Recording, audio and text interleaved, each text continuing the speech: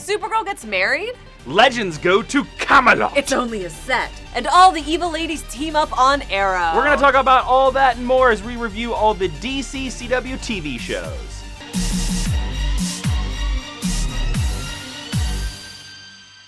Hi, I'm Jason Inman. And I'm Ashley Victoria Robinson. And welcome to DCTV Recap, the weekly show where we recap all the CW DCTV shows. So in case you don't watch them or you don't want to review them yourself, you just come here, enjoy, it's all good. And in case you don't want to miss this video every single week, YouTube introduced this new thing. If you go look right below, right beside the subscribe button, there's a little bell right there. If you would like to see more DCTV Recap, please click on that bell and you're going to get a nice little notification every time we release a new episode. By the way, we're going to skip ahead to all the shows, and if there's a certain show that you want to see first, all the time codes are down in the description. I'll take you right to them. So first, let's fly up, and away into Supergirl. Supergirl Season 2, Episode 13, Mr. and Mrs. Mixia Spitlick. A magical imp called Mr. Mixia Spitlick arrives on Earth and wreaks havoc on National City when Kara doesn't reciprocate his feelings. All right, we're going to go talk about the good, the bad, and then the rating and the prediction. And also, before you run out of the comments and criticize Ashley about her pronunciation of the word, it's a hard word to say. And the animated series says, the animated series says Mixia Spitlick. Yeah. Even though they changed it for the Supergirl show. They made it like Mixie Spitlick. I don't like that. I don't buy it. We're going with Mixia Spitlick. I worked in several different comic shops. Spitlick. And Mixia Spitlick. Described him as Mr. Mixa Sibidabida, and everybody knows what that means. Just call him Mixie. It'll be fun. That's what I'm gonna say. So it's a hard word. It's because it's not real. It's not. There's no vowels. All right, let's talk about the good. Speaking of Mixie, the opening scene. Now, last week we ended on this cliffhanger with Mixie showing up, and it really was jarring. Didn't quite work. I had the opposite effect. I thought the opening scene with Mixie worked really well, really surprised me. I liked that we easily saw his powers. He came off very much like Q from Star Trek Next Generation. Thumbs up for the Aladdin reference twice. Yes. Love that. But I liked how he kept snapping his fingers and there was a sword like this really interesting kind of like cloud purple effect, which I really, I was expecting not to like Mixie, and I really liked him in this opening scene. He came off very much like Trelane in Star Trek TOS, which, by the way, a small drop for our viewers, Sterling Gates, the co-writer of this episode, is a very close personal friend of both of us. He's a very nice gentleman, and I was actually texting him while we were watching this episode, being like, Mixie reminds me of Trelane, and he said, that's exactly what I was going for. Nice. So that's why I'm mentioning Star Trek, because the co-writer of this episode himself said that he was right, like Trelane. So what else did you like about this episode? So I think Mixie's a really silly character, even in his comic book form, but I think that the show made really intelligent decisions about how to integrate him into this world. I'll give you a fair point. I'm a huge Mixia Spitlick fan in the comic books, but even I admit, in the comic books, he's really dumb. He feels very of like the gold and silver age of comics. Yes, he's very much a Silver Age character. So no need to explain yourself on that point. Right, but I just thought the changes they made were intelligent and they were fun to watch. And this is a point that you actually brought up. He looks better in the Superman costume than Superman does. I was gonna bring that up. So there's a scene in there where he shows up and he's in the Tyler Hoechlin. It's a leftover Tyler Hoechlin suit. But it has the M, and for some reason the costume looks way better on this guy than it ever did on Tyler. Like on Tyler Hoechlin, looked very plasticky. It just didn't fit right. But on this guy, who's not very much muscly bound, it looks great. I don't know. He looks really cool in the suit. I actually think this actor should play Superman now. Yeah. He doesn't have sort of the classic Superman look. He's got a good look for this part, though. Screw it. He's also got fits the he's suit. got great hair. So there you go. He fits the suit very well. Okay, one thing I want to bring up is that Supergirl continues to prove that John Jones is like one of the best characters in the show. I love that John Jones in Mars knew what a fifth-dimensional imp being was. Yeah, and doesn't like him. Doesn't like him at all. We're gonna skip it. You can skip a little bit ahead to the suit. Excuse me. I want to talk about, and I cannot remember. And please correct me if this has happened in the show before. Okay. We got the moment where look up in the sky. In the bird. It's a bird. It's a plane. I think we got that with Superman Did when we? he appeared at the beginning of this season. Okay. Anyways. But this is the first time we've had it for Kara. No, this was for Mixie. They saw Mixie flying through the sky. Then maybe that's why they brought it back. But I'm pretty sure we had it for him. I liked it. I thought it was really great. I like that he had as much disdain for Mon-El as I do. I will agree with that. I liked that we got to see Parasite again. He didn't look as well rendered and complete as he did in his solo episode appearance, but I like that we brought that character back because he's a cool character. I also like that if you know anything about Mixer Spitlick in the comic books, he shows up every 90 days. One of the ways you get him, the only way you get him to go away is you have to make him say or write his name backwards. It's usually say. That seems like a much harder thing to convince someone of than trying to spell it. That's what I was going to bring up as a good. I appreciate that they wrote into this episode Mon-El saying the line, do you know how impossible it is? They were like, this is why we killed them. Yeah. Because it was just impossible. I really like that because, yeah, like you said, this episode did a very good thing about making this very fantastical character be real. Yeah, or real within the confines of the show and the rules that we know exist for these characters. Anything else you liked? I liked the Sandverse stuff. That is one of the staple things that I like in the show. Sandverse. Is that the shipper name? Sawyer and Danvers. Sanders. Oh, okay. Sandverse. You don't like Malix? I could get behind Malix. Malix sounds like an alien name. Malix sounds like a rejected character from The Matrix. Sandverse sounds like that. Oh, it does. Or a fragrance from Calvin Klein. It does. Malix. It does. And I want to give mad props to the red dress that Alex wears in the last scene. It's really, really pretty. She looked great. Yeah, I enjoyed that very much. Okay, I want to bring out who I think was the MVP of this episode. A character that I want to see more and more. And a character that really I thought was a thing of good writing. So Mon-El and Kara are having this really quite ridiculous and stupid fight in the middle of the DEO, and agents are going back and forth and back and forth and back and forth, and in the middle of this fight, Mon-El goes, oh, hey, Dana, how's it going? And Dana walks by. I want to know more about Dana the agent. Dana the DEO blonde agent. Who is she? Of course it's a blonde. Who is she? Everyone Mon-El attaches to is a blonde. When's her spinoff coming? That's what I want to know. It's going to be the Dana and Win buddy comedy. Ooh. Do we call them Din? Or Wayna? Is that oh, Wayna. I like Wayna. Anyways, I really like that moment because I don't know whether that was actually in the real script or whether that was an improv moment by Mr. Mon-El. I really liked it. It was funny. This episode, I thought, did a really smart thing about, like, introducing, you know how, like, we say that all the CW shows have these kind of like stupid moments? This episode really pointed out these stupid moments and we're like, no, we realize they're dumb. Yes, they were. It was. I think it was one of the most self-aware episodes of Supergirl that we've had. Yes. Perfect. Let's go to the end fight where Supergirl is fighting the giant statue of Jor-El. Looked so good. Looked really good. So good. This statue looked more real than the styrofoam set of the Force of Solitude. The set looked less good. Yes. But it was a cool fight, and the conceit of the fight of having her fight her father, I think, was interesting. Okay, is there any more positives for you? I'm gonna say something positive that I know is a negative for you, but I liked Wynn's subplot with the weird blonde alien girl because I like seeing Wynn get to do stuff where he has agency outside of his relationship to Kara, and I think Jimmy now. Or Jimmy, and I think this is a move in the right direction, and I thought it was funny, and I didn't think that Mon-El was funny, so that was good for me. All right, anything else, or before moving to the bad? Nah, I think we covered it. All right, cool, let's move into the bad. All right, I want to bring up probably the biggest problem that probably anybody would have with this episode right out front. I'm very interested to hear your perspective. Do we like that the main thrust of this plot was a man trying to forcibly marry a woman? That the main thrust of this was that Mixel Spitlick was like, hey, Supergirl, I just want to marry you. Okay. Now, being very respectful.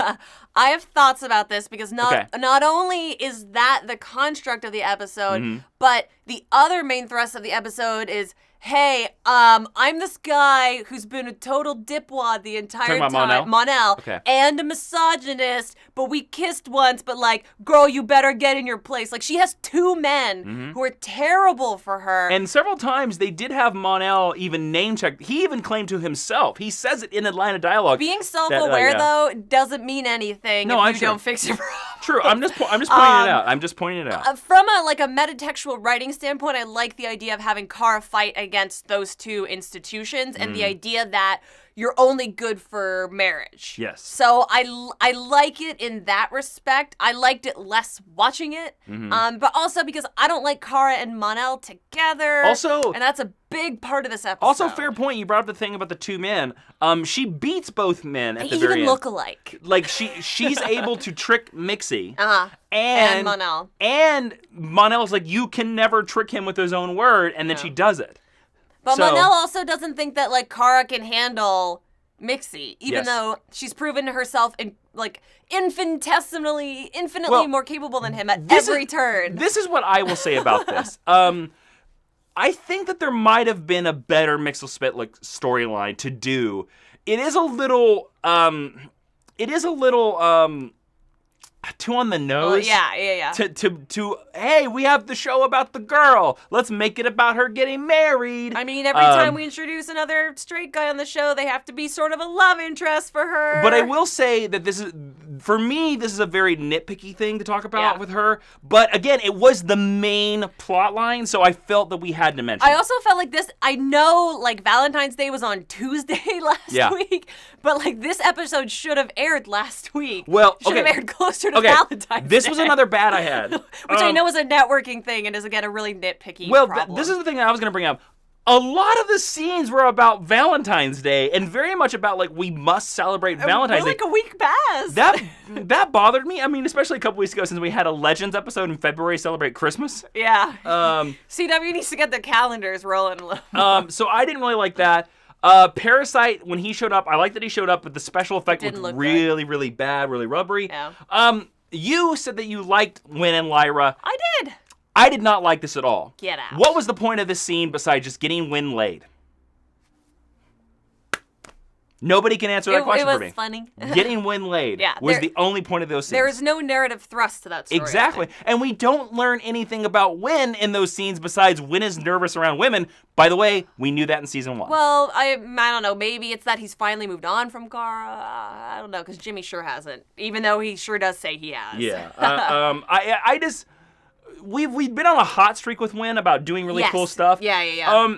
The only thing I will flip it is I have a feeling that this Lyra storyline might become more important later on. Because of where she's from. Well, that's going to be my prediction. I have a very big prediction about Lyra. So if that does become the case, then I will renege my comment about Wynn in this in this episode. If it pays off, I will renege this comment. If and only if. Yes. But as just looking at just this episode, I thought it was really weak. Okay. Any bads you want to mention? I only have one more thing, and again, it's a small thing. I didn't like that when Alex put together this really incredible special Valentine's Day celebration for Maggie, after she's made it quite clear that she likes Valentine's Day, and Kara helps her come up with this non-traditional way to celebrate, that Maggie's totally rude about it.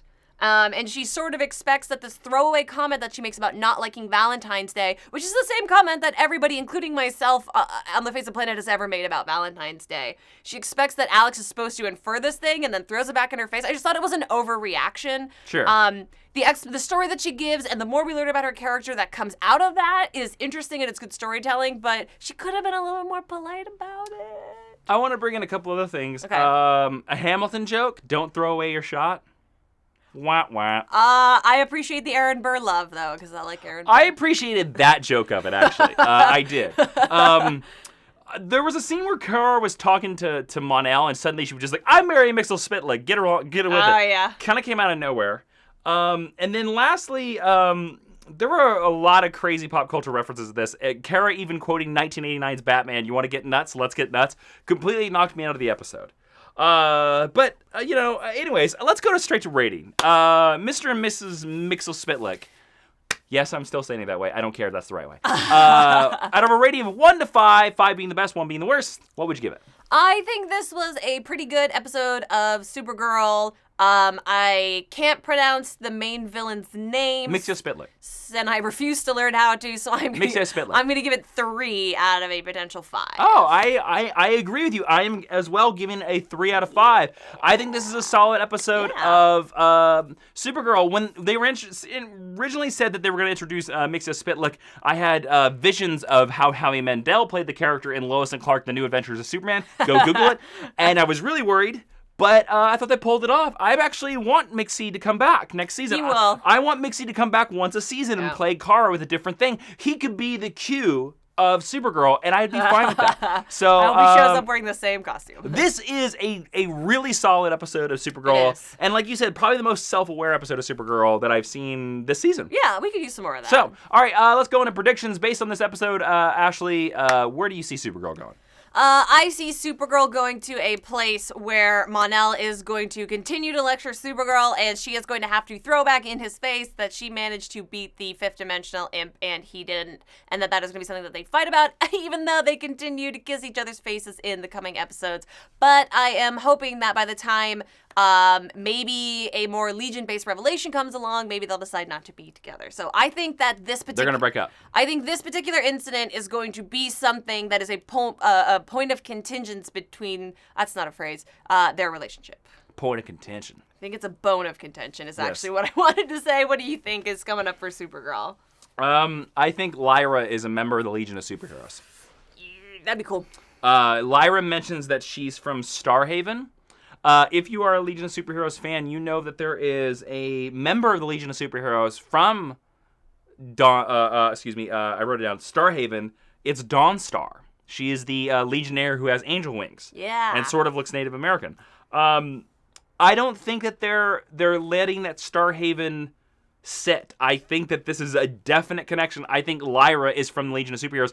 I think Lyra you could even find out that she's Dawnstar. That'd be cool. I think she's a Legionnaire. I think this is how it's going to pay off. That's my prediction. Do we like her alien prosthetic face? Yeah, sure. She looks just as good as Star Trek. I thought it looks pretty good, actually. Yeah. She looks just as good as Star Trek, and that's a good enough reason to move on to Flash. The Flash, Season 3, Episode 13, Attack on Gorilla City. Barry and the team travel to Earth 2 to rescue Harry from Gorilla City, where they're captured and brought to Grodd, who claims to need their help to stop Solivar. Now, as you know, every week we do a separate Flash review. You can go check that out at the card up above. Basically, we came down to that we couldn't believe that this episode was actually even happening. Yeah. That this Flash was actually able to pull off Gorilla City. Now, there were some points of the special effects that looked a little weak, but on the whole, Solivar looked great. Grodd looked great, but mostly for me, I thought it was mainly a setup for next week, and I saw the trailer for next week. Next week's trailer looks amazing. It does. What did you think about this episode, just very briefly? I thought it looked better than it was written. That's what you asked me for brevity. She just puts it up. She just stops. There's brevity.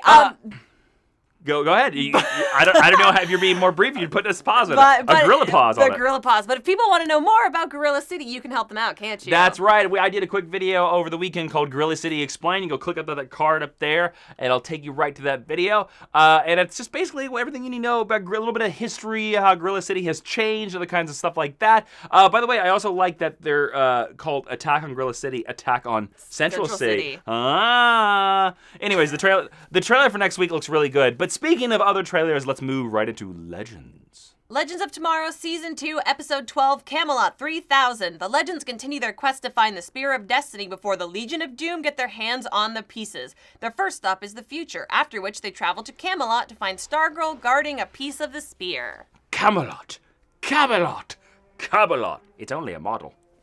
That was the joke from the beginning. Get it? Monty Python, Holy Grail? Anybody? Anybody? No? All right, this is me with brevity. Okay. It's a great review of this episode. Rip Hunter in the year 3000. I thought it was awesome. He's being a bad guy. I love bad guy Arthur Darvill. Me too. Why didn't they make Arthur Darvill like the master for Matt Smith, man? He could have pulled it off. That was a popular fan theory because when Roy first works into the TARDIS, he doesn't say it's bigger on the inside.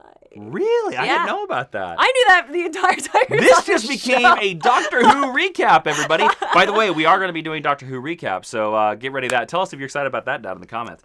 Okay, I liked the year 3000. I thought it was great. Yeah. I liked even Mick's response to being like, the year 3000.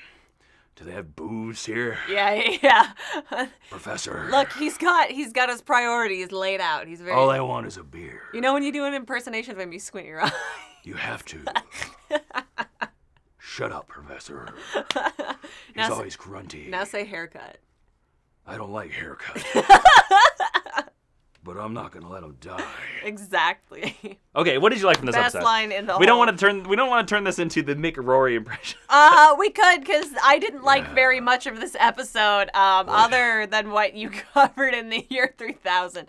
I enjoyed Rip continuing his trajectory towards villainy, and I really, really liked watching. He does it pretty well. He does. He does. I can't even look at you. I really liked watching him play opposite Neil McDonough. What's that, Pixie? I'm just gonna keep doing this. Am I nailing his voice? Yeah, you're pretty close.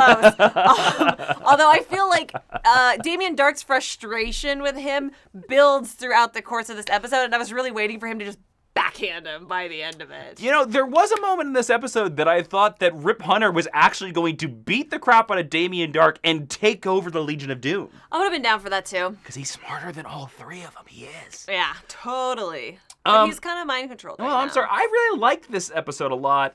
I thought this episode was a lot of fun. We got to see the year 3000. We got some ties to the JSA. I even liked them being in the woods and Raymond like telling this stupid like movie speech to Guinevere, being like, Lady Guinevere, we are going to do this. And she believed him, and that got them into Camelot. I'm a big Arthurian legend person too. I believe you are as well. Yeah, that's why I didn't like it.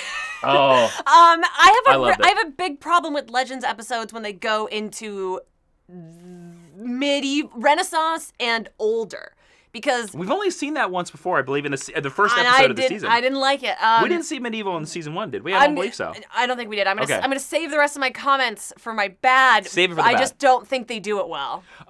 Okay, so let's bring up. I like seeing Stargirl as Merlin in this episode. I thought that was an interesting episode, and I appreciated that you saw really whiny, childish Courtney, which is where you meet her at the beginning of the Stargirl series. So I'm hoping if we get to see her again, she'll have matured since then, and you can see when she really comes into her own. We will see her again. If you remember back in one of our very first DCTV recaps, I made the prediction that by the end of this season, we were going to see the mission that supposedly the JSA died on. I believe we just saw it in this episode because she mentions that a Time Master, and by the way, she's never met Rip. That's true. Because he wasn't with them when they went back to the past. Had them go and collect the pieces of Spear of Destiny. That's the mission that they all disappear. They all disappear because they go through time. You know what is something that I liked? I liked that the Spear of Destiny that she had and that she had hidden was hidden in Excalibur. Stuck in the rock. I thought that was really cool, and I liked that Amaya, when she ripped it out, that Sarah was like, that was so bad. But, by the way, I want to point out, that was really cool. I actually wrote that down as a really cool moment, that it was Vixen, this powerful woman, who pulled the sword out. By the way, the Spear of Destiny, I just want to point out, in DC Comics Legends is a... DC Comics history, excuse me. A thing that was gathered by Hitler that was used to control the Spectre. Just want to throw that out there. That's the JSA's final mission. I tell you. I also love the idea that we had the mind control brain technology from 3000 mixing with Camelot, taking control of Camelot. Hence, Camelot 3000, a very nice DC Comics reference. Yes. Martin Stein thinks that he's the big brain, and he tries to get the device that he conveniently stole. Yeah, they don't bury the lead on that reveal very well. No, and then, of course, it's funny. Rory is able to very easily take control of it, which I actually predicted very early in the episode, too. And you pointed out that it's because Rory's one of the most focused characters. It's not about necessarily being the most intelligent. Mm-hmm. Did you like anything else of this issue? You want me to keep going? You can keep going. Oh, I like this episode a lot. I liked Ray making a lightsaber and then making a joke that it was trademarked. Terrible. Listen. Enough with the Star Wars jokes. No, listen. Enough. As we've learned from CW, they cannot get away from the references. But we have a Star Wars joke every Legends episode and most Flash episodes. Like, you don't own Star Wars. Move on. I will give you that. that I am tired of all the Star Wars jokes every episode, but they did the thing like the Supergirl episode that they winked at the camera that he was like, the Knight said it, and he was like, don't say it like that, trademark issues. Yeah. By the way, did you hear the report that J.R.R. Tolkien is going to be in the season finale of Legends? I can't even tell you how many people have already tweeted it to Oh, me. there you go. I just wanted to make sure. So more I'm cameo. looking forward to that. So I liked his little laser sword because I'm Ray in this episode. Ray going crazy about this stuff is me going crazy about this episode. Again, I like him. I will admit that the laser sword's kind of dumb, but it's so dumb. But then he got to jump up and joust with the guy, which I thought was cool. I thought the shot was really cool. That's not jousting. You don't joust with swords. Yes, you do. You don't. Yes, you do. Shh. You don't. Then Damien Dark proves himself to be the ultimate asshole, and he leaves Rip Hunter behind. That's all I want from him, though. Like Rip Hunter, by the way, super dead. He gets crushed by a horse. Let's talk about this. So Guinevere and Sarah were gonna get busy because she was like, "You're Lancelot." Just rip my heart out and step on it. That joke is so bad. Don't pay attention to her. It's for us. Valentine's Day episode. Awful. I don't hate the idea of like I kind of like Sarah getting busy? like banging all the cool ladies that they meet throughout history. And this is that actress who I didn't like when she was on Stargate Universe. I thought she did a pretty okay job She played here. Chloe on Stargate Universe. And I actually liked their final goodbye, their scene together. I thought it was nice. I also liked that there was a nice little tease in the history book that we will return to Camelot again in the future, somewhere in the series. Maybe Arthur will get a better wig. And then at the very end, we get Rip Hunter in the cell, captured finally by the team. Oh, that was cool. And he can talk to Gideon. You're always there. They have the total, like, head down, low lighting, evil guy close up on him. I'm telling you what, episode. I am loving the hell out of evil Rip Hunter. Me too. Love it. Because he's not just, like, sad Rory anymore. All right, let's go into bad. And before we get into your giant litany novel of things you don't like about this episode, really quickly, I want to mention, we've mentioned this again. We mentioned it with George Lucas. We mentioned it with Al Capone. The guest actor who played King Arthur was a very weak actor compared to the amazing presences of Arthur Darvill and the other cast. I don't know what Legends of Tomorrow's problem is with casting guest leads. They can't do it. I think they just cast people for looks. I don't know what it is. Every guest actor that plays a historical figure has such a weak presence that it just doesn't work. Washington, yeah, all of them. He wasn't good. All right, so I have some other stuff to talk about, little minor stuff. Let it go. Okay, first of all, these costumes looked like my high school production of Hamlet. I had that in there. And my high school production of Hamlet were better. I had that in than bad. this. No, we saw we watched this episode actually on the CW Seed, Yes. and if you do that, you have to watch CW's commercials. And we saw an advertisement for Rain, and they have the exact same costumes. So Yeah. you're like, oh, you just borrowed Rain's costumes. Got it. Secondly, when the Arthurian legends were set as not medieval England, calling it medieval England when you're a historian is really, really lazy writing. Third, it wasn't called Britannia or Brittany at that time. It was named that by the French later on. It would have been called Albion. And if you're a historian, you would have known that. And then... let me... Counterpoint.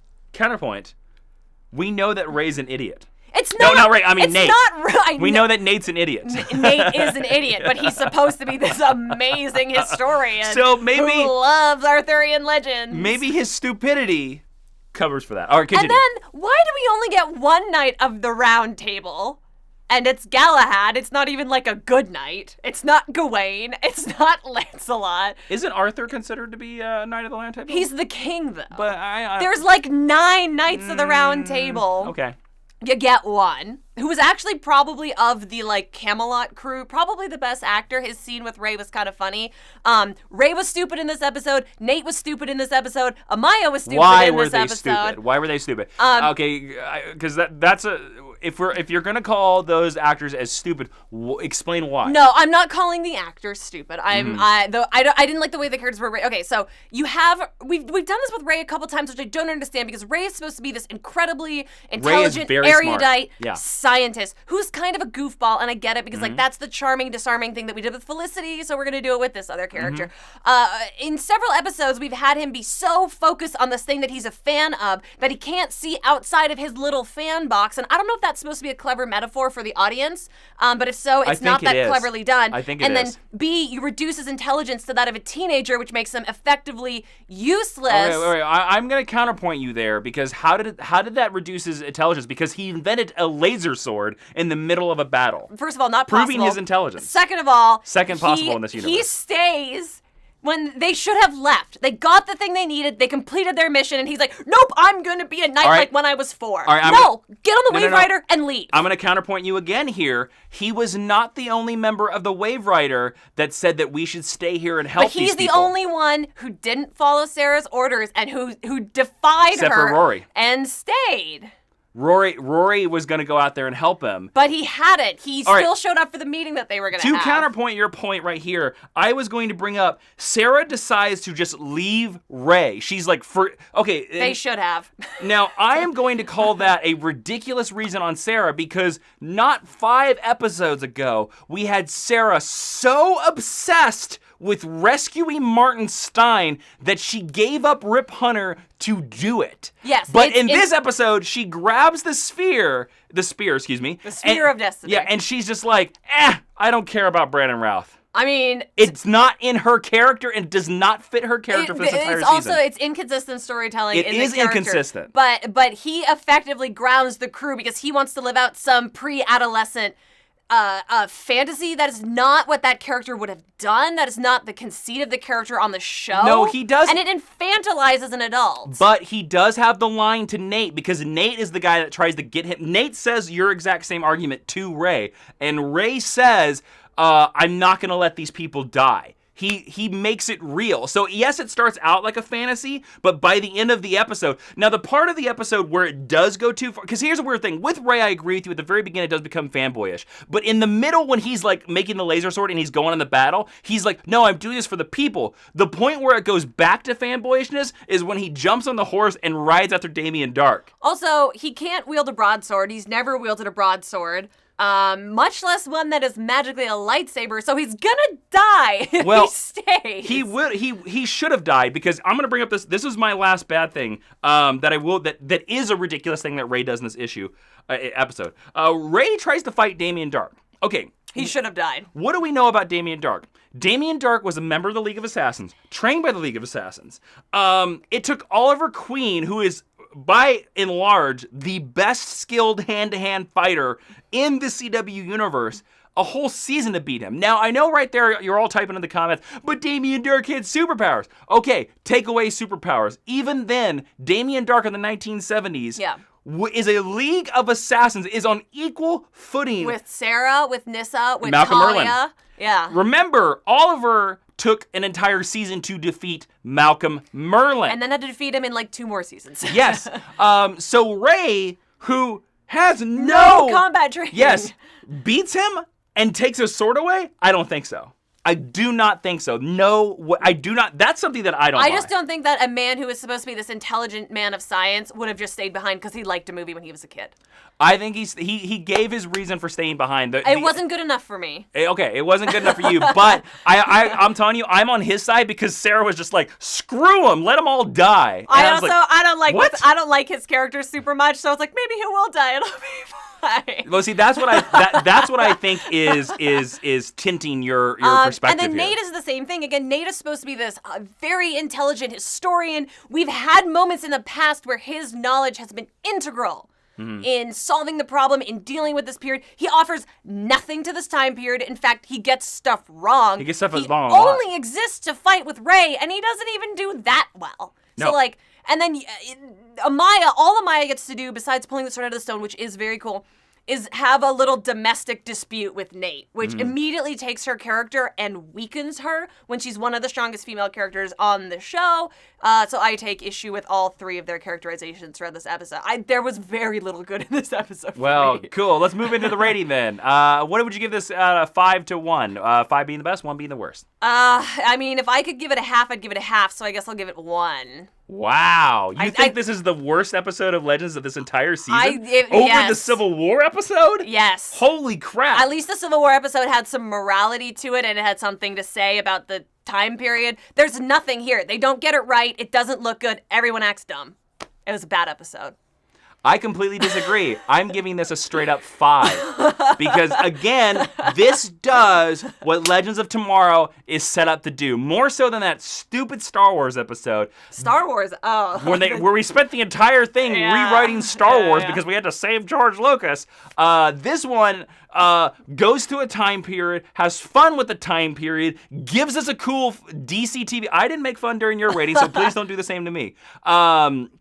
Gives us a villain that is from DC Comics, drops us some really cool DC Easter eggs like Camelot 3000, seeing the year 3000, the Spear of Destiny looks like the comics of Destiny. This is what Legends of Tomorrow is designed to do. Take us to a time period, have some silly fun with it, and go. This is by far nowhere even close to the worst episode of Legends of Tomorrow. I'm sorry, that was the Civil War episode. and Rip Hunter as your villain cannot be your worst episode of the season. I thought that was a great episode. 5.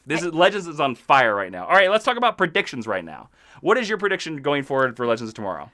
If I was facetious, I'm going to say that the next time period they're going to go do, Nate is also going to know nothing about and screw up the universe. But what I actually think is going to happen is I think the next time we see Stargirl, because she will show up again, I think she's going to die. I think we are going to end this season with Amaya being the only remaining living member of the JSA.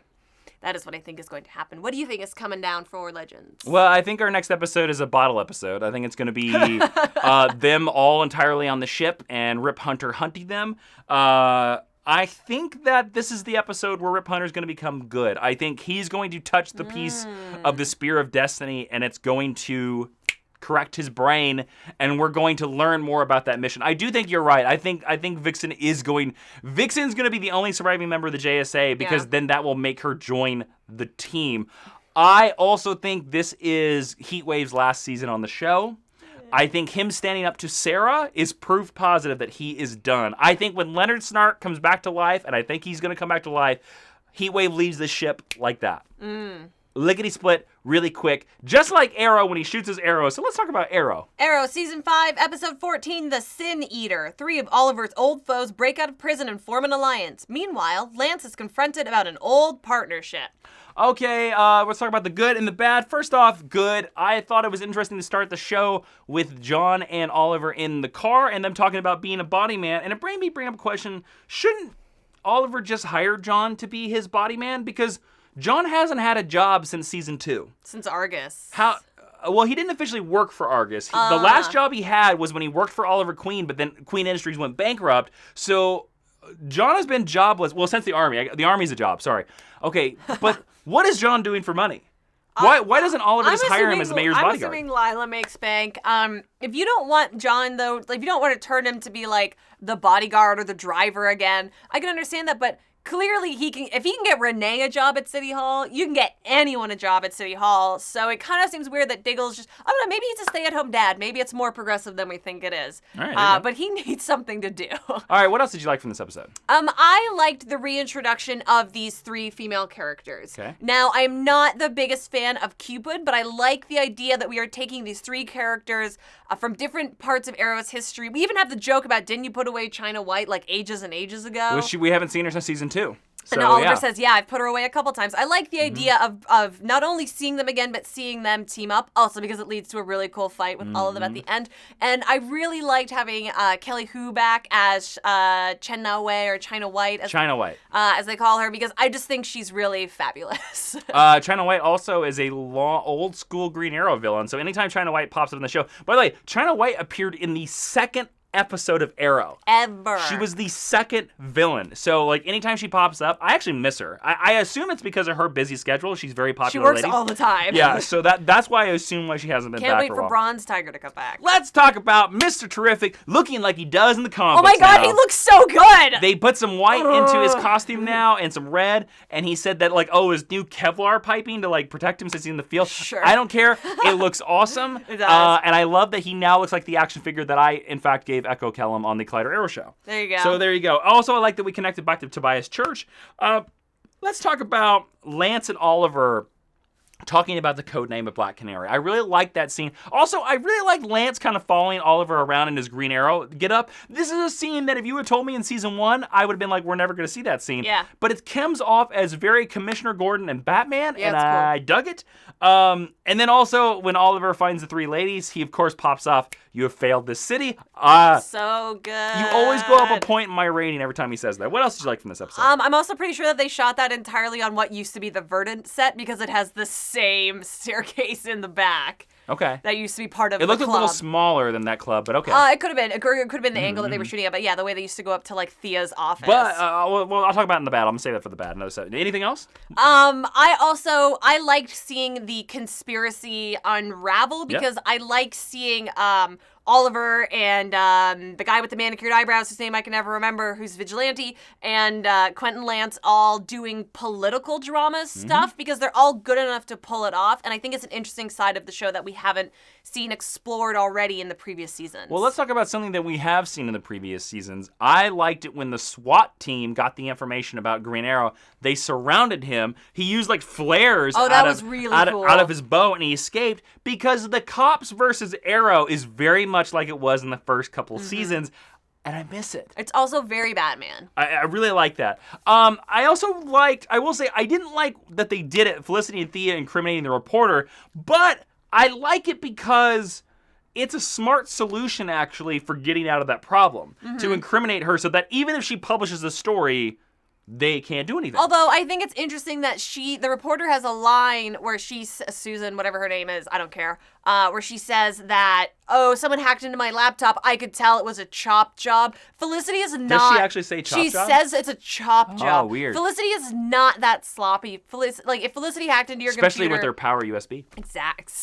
Her super powered USB. You would not be able to tell per the conceit of the character and why Oliver has her on his team in the first place. Got a malware detector on this. So I found that a really Norton antivirus. Frustrating, easy way to have her basically walk Oliver back into a corner that we don't need her to back him into. Like, nobody cares that she thinks she knows who he is. Nobody cares. There's also a great scene with Lance and Oliver, and Oliver brought up this thing that Thea told him, and Lance literally went like, I don't know what that means. Yeah. Justice ain't being served here. I don't know what that means. He literally just like, I thought, I was like, you're saying what the audience is thinking. Very self-aware shows this week, I thought. Yeah. So then the mayor goes and talks to Captain Pike, I believe was his name. Captain Pike, the police detective. All I can imagine is Bruce Greenwood now. Okay, I'm just gonna say the police captain. Yeah. I think his name is Captain Pike. I can't remember. And he says the police captain. They talk about Billy, and then he says Oliver goes, and then it is Lieutenant Pike. Lieutenant Pike. Okay. And he goes, well, whoever the Green Arrow is, I know he feels real bad for it. And then again, they repeat that same scene where Green Arrow says the same thing, and Lieutenant Pike is like, that's exactly what the mayor said. Oh, he done knows. So he knows. Yeah. This is some Barry Allen level shenanigans where everybody knows. Also, Green Arrow also has the same beard as the mayor, same body type as the mayor. He totally knows, right? He knows. Like, there's no way he doesn't know now. He knows, yeah. I like that actor, though. I do too. I like that character. I don't think we need to fold in. That'll be 3 cops. We don't need 3 cops, but I don't know. Maybe there'll be a way that they can make that work. I like that the cops were also tracking the Green Arrow's Ducati, as they called it. I like the graveyard location and the final fight, this giant superhero cop fight. Oh my god, it looks so good. It was really good. In this weird graveyard thing. It was really good. Cool. I believe we have never seen that graveyard in any of the CW shows. It looked great. Or if we have, they've picked a different angle that has fooled us. They dressed it up. They really dressed it up. I also like at the very end Oliver talking to Thea. And even though I didn't like many of his scenes with Thea, I like that he's brought up the fact that he was like, it reminded me about something Mom would do. I liked that reference to Moira, yes. Every time you reference Moira on the show, I miss her. I like it coming back. And the dad, too. Reference the dad, reference Moira. I like that a lot. Reference Walter. And then I guess Oliver's going to get impeached in the final scene. Apparently. So any other good stuff you like before we move on to the bad? I did like the scene where Felicity gave Dinah the mask. I like that, too. It was handled with a lot of reverence and the level of respect that you would expect for that ceremony. But I hope she actually gets a real costume. We probably won't see it till the season Yeah. finale. Well, she says she's not ready for the costume. She'll get one. She'll get one pretty quick. All right, so let's move into the bad. In the very beginning of the episode, Mrs. Claiborne's house is the same house that Barry Allen grew up in. It's the same house that his mom died in. You can tell if you look at the front little foyer and the way the little two pivot things are. It's Barry's house from when he was a kid. Yeah. So then his girlfriend, the reporter, confronts him. And in this scene, this is the thing I didn't like. His girlfriend goes, "Are you the Green Arrow?" And he goes, "Yeah." "No. You were joking, right?" That's how he plays it off. And you're just like, that's how Oliver Queen thinks actual people interact with each other. So immediately I was like, dude, you just gave it away. You're the fucking Green Arrow. Obviously, yeah. And it upset me so much. I just cussed in this video. I was just like, I don't care. What else did you not like from this episode? I didn't like anything Thea was a part of. Agreed. I really liked Thea when the show started. I think Thea becoming Speedy was the logical progression for her character. Yes. She has one of the coolest costumes. I think she's effectively useless now. She does the same thing every episode. She shows up. She does something Oliver asks her not to. He gets mad and sends her out of the room. She threatens to quit or run away. They have a speech at the end where he hugs her and tells her he loves her anyway. It's a garbage plot. You can use it once. We've seen it 14 times now. I don't care about Thea anymore. Just ship her off to wherever Roy is to get married or whatever. I was going to say the same thing. I haven't missed her. She's been gone for like 5 or 6 episodes. And you know what? The show was better because she wasn't around. Yeah, you don't miss her the way you miss Lance when he goes away. No. Let's talk about how does everyone not know that he's Green Arrow now? I mean, just leads into the credence that his identity is going to come out. Any episode that has Cupid, Cupid is terrible. She plays the character, and it might be the writing as well. It's so one note. It reminds me of Livewire from Supergirl. It is so It reminds me of a Batman 66 film. It is Harley Quinn light. Yeah. It's I'm sexy, but I'm kind of crazy. And it's not fun. It's not. And it adds nothing to the show besides making it more ridiculous. That's all the bad I have. But her hair looked great. Sure. I'll give her that. Guess. I liked her. All right, let's move into a rating that's not about hair, based on 5 arrows to 1, 5 being the best. Ashley, what would you rate? Is it the Sin Eater? Is that the name of this episode? The Sin Dash Eater. Okay, what would you rate this episode? I actually really liked the Sin Eater, and I think it had a really good final scene. I think it is definitely building up to whatever is coming in the last couple episodes of the season. I'm going to give it 4. I thought it was a good episode of Arrow. How about you? I am going to give this episode a -2. Because we have to fit in with I actually am agreeing with you. I'm giving it a 4. This was a solid episode of Arrow. Yeah. Again, one of these interesting episodes where Oliver is more the mayor than he is Green Arrow in this episode, and so there's a lot of stuff in it. Turns out political intrigue can be really interesting. Arrow has been solid lately. Yeah. And there's a couple things like Thea and Cupid dragging it down, but on the whole, this was a solid episode. Also, even though we do go through the bad, there's never a perfect episode. Well, maybe besides last week. It's never a perfect. So, right. Maybe last week. Okay, so let's go into predictions based on this episode. What do you think is going to happen in the future of Arrow? I think Susan is gonna die. Susan is the reporter? I think her name is Susan. Yes. I don't know. Reporter girl whose shoes didn't match her dress. I think that she is now a liability, and when characters become liabilities and they can't be made into vigilantes, they die on these shows. So I think she's going to die, and I think the show will be better for it, frankly. It's interesting. Okay. Yeah. I think the Lieutenant Pike, the police captain, whatever you want to call him, he will figure out that Oliver is Green Arrow probably in the next episode, and they will start working together. I think they will become the Commissioner Gordon Batman relationship we've been looking for. Thea, at one point, just like she did in this episode, she proved that she will do anything to protect Oliver. She will, in this episode, do something to protect Oliver again. I think it might involve his son, who we met last year. Speedy will work with Prometheus and do everything he says to protect Oliver, to do what she thinks will protect Oliver. But what it will end up doing is kill her. She's already died. Thea will die at For the reals? hands of Prometheus because there's always a death every season in Arrow.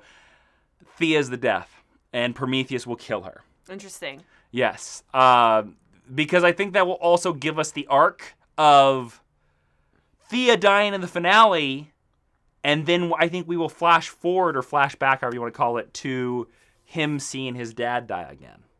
All of Malcolm Merlin's children will die. We will tie it together to the pilot with both the deaths. Interesting. That's what I think is going to happen, especially since you said that we proved that Thea is generally useless. She is, and it's too bad because she was a great character. She was a great character indeed. Now we're going to read some of your comments from last week's episode. First comment here, Black Nerd Jr. says, I agree that this was a great episode of Arrow, speaking of last week, Spectre of the Gun. From an action standpoint, there were some episodes that I would put above this one, but in terms of character development and social relativities, this is the best episode ever. We completely agree. Nailed it. Yeah, don't you agree? I completely agree. 100%. You nailed it, Black Nerd Jr. A+. Cool username. Yeah. Big L Corleone says, when Oliver gets exposed, I think he'll give the intro speech for his statement. It would work perfectly. I think this my name is Oliver Queen. a genius. I spent 5 years on a hellish island. Big L Corleone, are you secretly Andrew Kreisberg? Because that sounds like a genius idea. It does. I want to see that press conference. I spent 5 years in hell. I became someone else, something else. I kind of think, though, you should save that for, like, the very last moments of Arrow. You know? Like, it's too good to waste on just one season No, finale. the final moments of Arrow is Arrow dying and him going, I didn't fail this city. And then you close up on his eye closing like Yep. Jack. Dun, dun, dun, dun, dun, dun, dun. And there's a dog.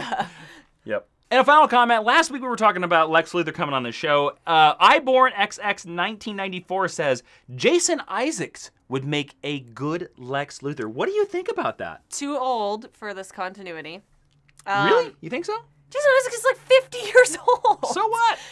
Lena is like 24. But Lena in the episode looks like she's probably like 8 to 9 years younger than Lex, because he's like 24 16. And 50 is 25 years apart. They always get, and we know Jason Isaacs does television now.